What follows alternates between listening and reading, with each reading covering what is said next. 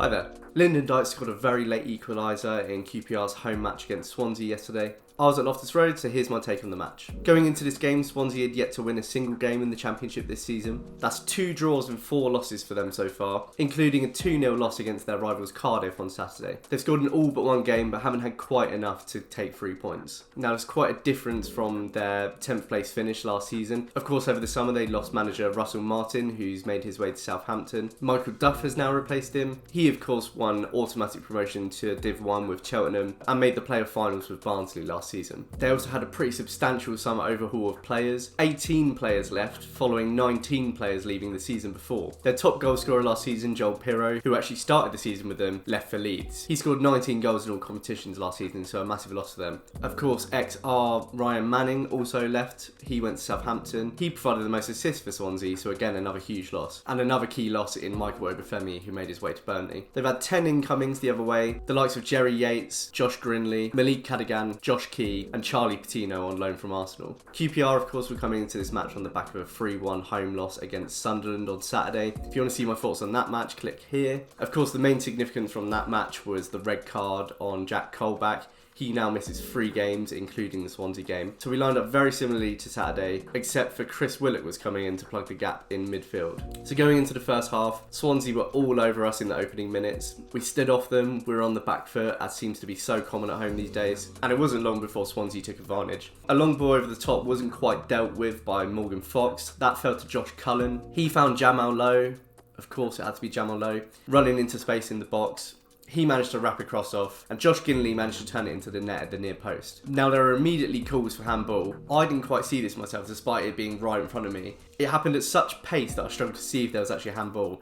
And obviously, the lino was berated for it, but I actually have a little bit of sympathy for him for once. It happened at such a weird angle that I'd just be shocked if he could see it at that level. Of course, terrible for QPR. Got to say about Begovic's keeping again, despite it being a handball, I really think he could have done better there. 1-0 in 6 minutes, handball or not, we've gone behind at home again. And disappointingly, there's just so little in terms of chances to talk about in this rest of this first half.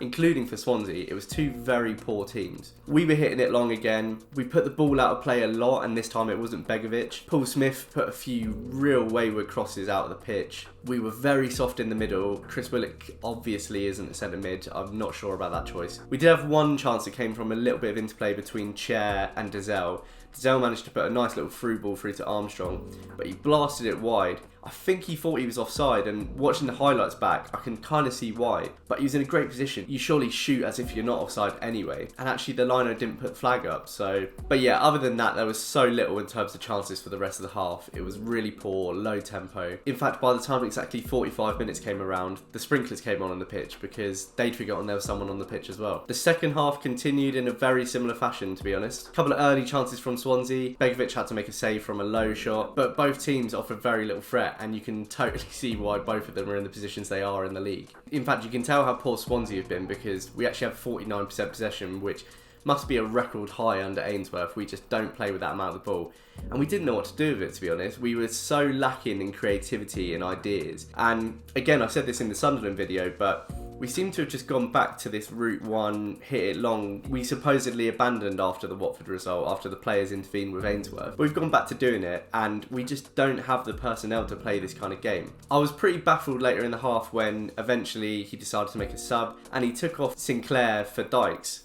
Now, I'm not saying that Sinclair had been good enough to stay on the pitch necessarily, but it's like for like. Until the late equaliser, it didn't actually change the game. I was even more puzzled later in the half when Kelman came on for Chris Willock. Again, it wasn't to change the shape of the team and he go up front. He sort of was slotting into that midfield role a lot again, and we haven't seen Kelman since Watford. If anyone's been coming on as the sort of second striker, it's been Colley. Somehow Kelman's going in now. Again, it just seems to me that Ainsworth is sort of just trying anything and hoping something sticks at this point. A couple of late chances for Swansea to go ahead were squandered. And then Chair took matters into his own hands on the 92nd minute, playing an absolute beautiful cross into Dykes, diving header and in. Fantastic goal, and actually highlights why a Championship striker with the number of goals that he has, the number of appearances he has to be starting on the pitch when he's fit. I know he's just come back from injury, but he managed some minutes for Scotland. He managed minutes on Saturday. I'm quite puzzled why he didn't start this match. I'm not saying instead of Armstrong either. The pair of them playing up top, which I think would get the best out of both of them. Anyway, brilliant goal. I think it helped us to get away with with murder. I really don't think we deserved anything from this. But then again, Swansea were pretty poor themselves, so